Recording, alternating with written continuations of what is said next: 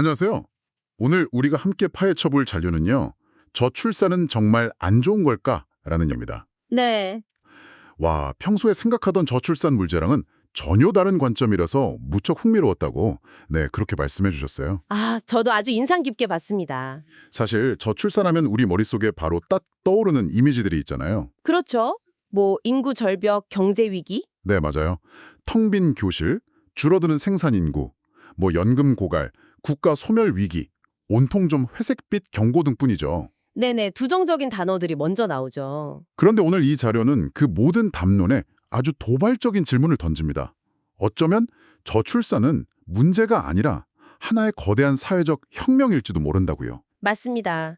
보통 저출산은 인구 통계나 경제 정책의 영역에서 해결해야 할 문제로만 다뤄지잖아요. 네, 그렇죠. 이 현상을 현대 자본주의가 작동하는 방식, 특히 욕망이라는 키워드랑 정면으로 연결시키고요. 욕망이요? 네, 더 나아가서는 인류가 스스로를 어떤 존재로 인식하는지에 대한 그 정체성의 변화와도 관련이 있다고 주장합니다. 와, 익숙한 문제를 완전히 낯설게 볼 수 있는 기회가 될 것 같네요. 네, 그렇습니다. 좋습니다. 그럼 그 도발적인 주장의 출발점부터 한번 따라가 보죠.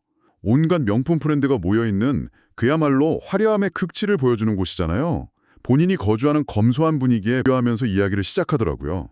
네, 그 대비가 이 분석의 문을 여는 아주 중요한 열쇠입니다. 아, 그야말로 욕망으로 이글거리는 듯했다고 묘사를 하죠. 욕망으로 이글거린다. 네, 그리고 그 욕망이야말로 현대 자본주의 시스템을 굴러가게 하는 핵심 연료라고 진단하고요. 저도 그 부분에서 정말 고개를 끄덕였어요. SNS를 열면 온통 그런 것들 뿐이잖아요. 맞아요. 멋진 곳에서 휴가 보내는 모습, 명품 가방, 고급 레스토랑. 나도 저렇게 살고 싶다는 마음을 끊임없이 자극하죠. 그렇죠. 그런데 솔직히 말해서 파리의 명품 쇼핑이랑 전 세계적인 저출산 현상을 바로 연결하는 건 조금 비약처럼 들리기도 하거든요. 네, 당연히 그렇게 생각하실 수 있습니다. 그 둘 사이에 도대체 어떤 연결고리가 있다는 건지 소세스는 어떻게 설명하고 있나요? 바로 그 지점이 청취자분께서도 가장 궁금해하실 부분일 텐데요. 논리는 이렇습니다.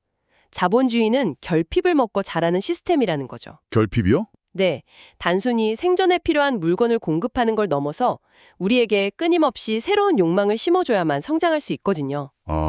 미디어와 광고, SNS는 그 욕망을 주입하는 가장 효율적인 도구고요. 이걸 가지면 더 행복해질 거야. 이런 삶이 성공한 삶이야. 라는 메시지를 계속 보내는 거죠. 그렇군요. 파리는 그 모든 욕망이 응축된 상징적인 공간이라는 그런 해석입니다. 그러니까 시스템이 우리에게 성공과 행복의 기준을 끊임없이 상향 조정하면서 계속 달리게 만든다는 거군요. 정확합니다. 그런데 여기서 시스템의 결정적인 모순이 발생해요. 모순이요? 네, 욕망의 크기는 무한정 키워놓았는데 그 욕망을 실현할 수 있는 현실의 문은 점점 더 좁아지고 있다는 거죠. 미국 데이터를 인용하는데요. 부모 세대보다 자식 세대의 소득이 높아질 확률, 그러니까 계층 이동의 가능성이 지난 수십 년간 꾸준히 감소해 왔다고 지적해요. 와, 모두가 상류층의 삶을 욕망하지만 실제로는 내 노력만으로 그곳에 닿기가 한 세대 전보다 훨씬 더 어려워진 거네요. 바로 그겁니다. 이건 정말 좌절스러운 상황인데요. 천장까지 닿고 싶은 욕망을 심어주면서 정작 천장은 계속 더 높이 올리는 거나 마찬가지잖아요. 맞아요. 이런 좌절감이 특정 사회만의 현상은 아닐 거라는 지점을 어떤 계기였나요? 우연히 인도에서 온 유학생들이랑 대화를 나누게 됐다고 해요. 인도요? 네. 당연히 인도 같은 고도성장 국가는 기회가 많을 거라고 생각했는데 그 학생들 말이 전혀 달랐던 거죠. 어떻게 달랐나요? 인도 역시 살인적인 경쟁과 그 고착화된 계층 구조 때문에 청년들의 좌절감이 엄청나다고요. 인도까지도요? 저는 인도 하면 여전히 인구가 폭발적으로 늘고 있는 아주 역동적인 사회라는 이미지가 강했거든요. 저도 그랬습니다. 그래서 여기서 정말 놀라운 데이터를 제시하죠. 네.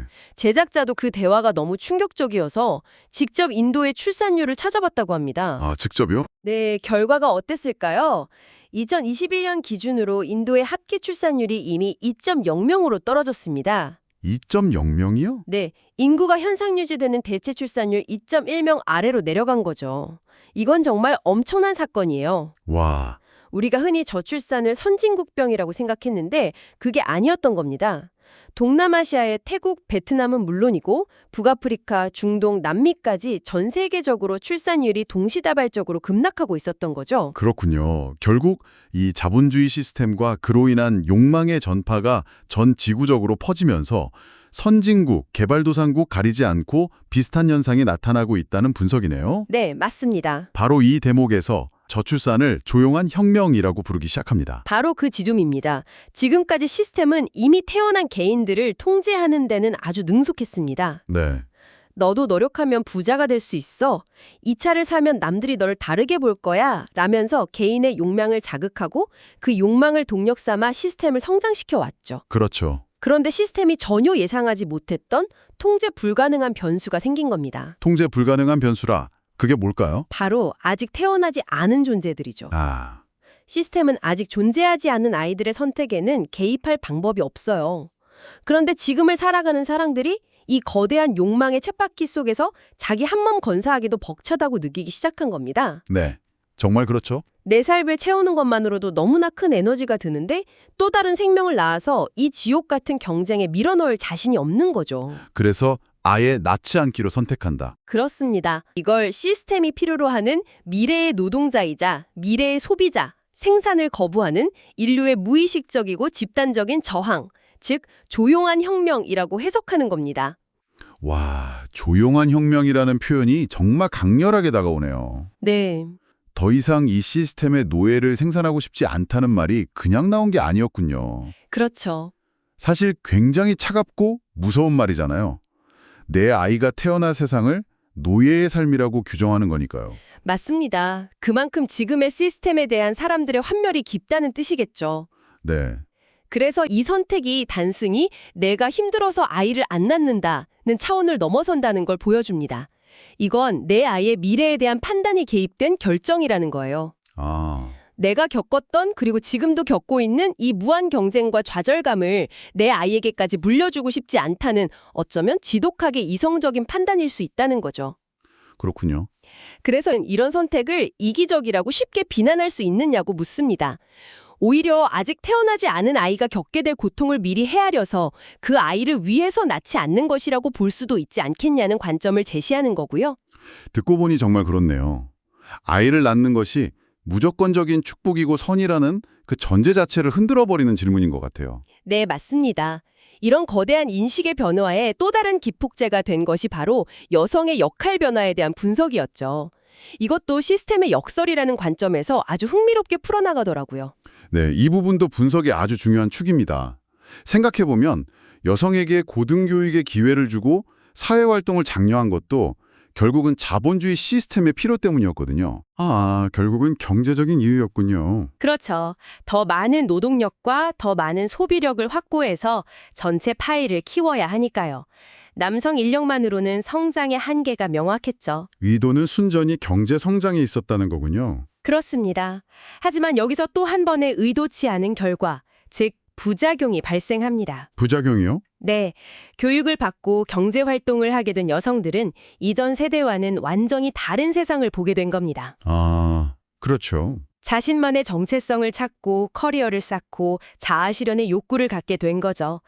가정과 출산, 육아만이 여성의 유일한 역할이자 정체성이었던 시대가 끝난 겁니다. 자신의 삶과 커리어에 더 많은 시간과 에너지를 투자하게 되면서 출산과 육아는 수많은 선택지 중 하나로 자연스럽게 우선순위가 뒤로 밀리게 된 것이고요. 바로 그거죠. 와, 시스템의 성장을 위해 도입한 요소가 오히려 시스템의 근간이 되는 인구 생산을 위협하는 아주 역설적인 상황이 된 거네요. 맞습니다. 정말 아이러니하죠. 그래서 이 현상을 시스템의 자기 파괴적 속성이라고까지 표현합니다. 자기 파괴적 속성? 네, 성장을 위해 욕망을 부추겼더니 출산을 거부하고 성장을 위해 여성을 해방시켰더니 또 출산을 거부하는 결과로 이어진 거니까요. 이 모든 것이 인간이 더 이상 생물학적 번식이라는 본능에만 얽매인 존재가 아니라 자기 자신의 의미와 행복을 추구하는 정신적 존재로 진화하고 있다는 증거라고 분석합니다. 그렇게 거대한 관점에서 보니까 사회의 작은 변화들도 다르게 해석될 수 있겠어요. 예시로 든 연상연하 커플의 중가도 그런 맥락에서 설명하더라고요. 네. 그 부분이 아주 재미있는 데이터죠. 네. 저도 처음엔 좀 뜬금없다고 생각했는데 듣고 보니 연결이 되더군요. 과거에는 안정적인 양육 환경을 위해서 경제적으로 더 안정된 연상의 남성과 젊은 여성이 결합하는 모델이 보편적이었잖아요. 그렇죠. 생물학적인 번식의 관점에서 보면 아주 효율적인 조합이죠. 네.